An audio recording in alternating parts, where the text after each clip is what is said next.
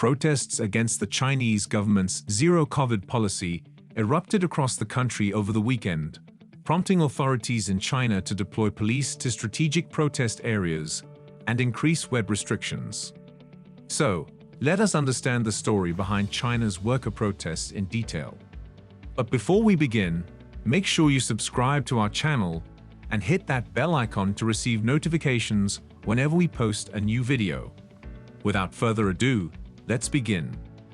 On Tuesday, even as they defended the policy, top health officials appeared to admit its impact, promising to minimize discomfort by removing lockdowns as early as feasible in the event of an outbreak. Protesters in several major cities and on college campuses demanded an end to the country's expensive lockdowns. But this may not be enough to satisfy them. Hello, and welcome to Business Ville, and today, we're going to talk about the story behind China's worker protest. Xi Jinping, the leader of China, has presided over a strategy of mass testing, lockdowns, enforced quarantine, and digital tracking for nearly 3 years. And the number of people protesting against this policy has steadily grown over the past several months. This is what we know at the moment. Why are Chinese people protesting? A fatal fire that broke out last Thursday in Urumqi, the capital of the western region of China known as Xinjiang, set off the protests.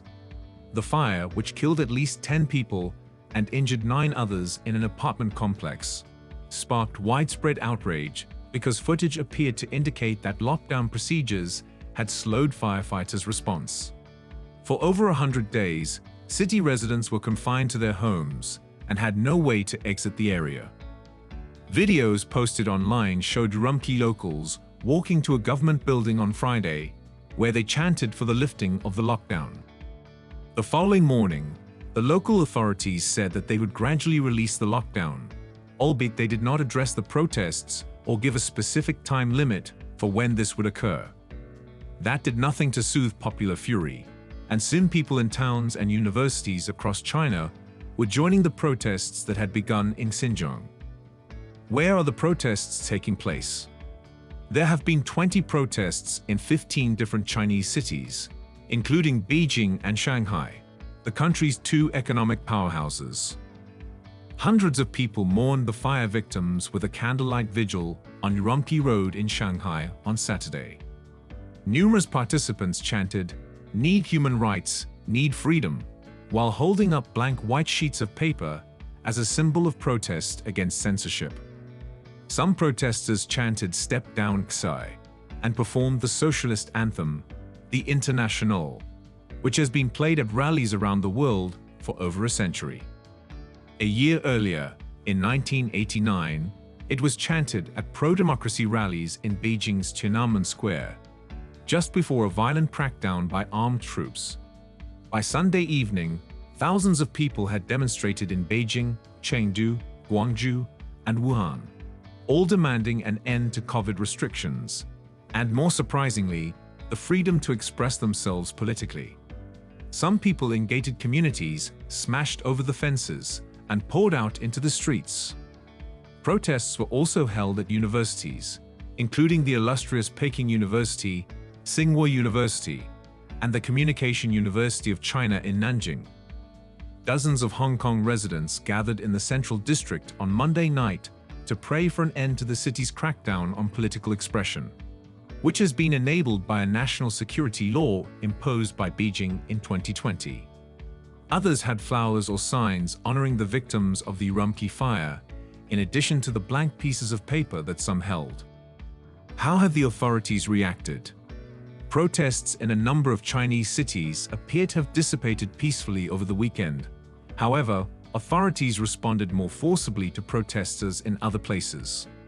Saturday's protests in Shanghai descended into clashes between protesters and police, culminating in a round of arrests early Sunday morning. Protesters weren't deterred and returned on Sunday, where they were met with a harsher response from police. Videos show chaotic scenes of protesters being pushed, dragged, and even beaten by the police. Since then, censors in China have removed the footage from the web. Top health officials appeared to acknowledge the disruptions caused by COVID lockdowns during a press briefing held by the State Council on Tuesday, noting that long-term closures may bring anxiety and life challenges. The lockout on COVID is being lifted as swiftly as feasible, Mai Feng, a representative for China's National Health Commission, said. Increases in vaccination rates for the elderly were also announced by conference officials, a move that experts had previously indicated was necessary before any potential loosening of restrictions. Protests and vigils in support of the Chinese protesters have been conducted in many countries, including the UK, Canada, Australia, the USA, and Malaysia in recent days. Officials and groups from other countries have also spoken out in favor of the demonstrators and criticism of Beijing's response. What's your opinion on what's happening in China right now? Let us know in the comments. Make sure you like the video and share it with your friends to make them aware of what is currently happening in China. We will keep you updated, so stay tuned.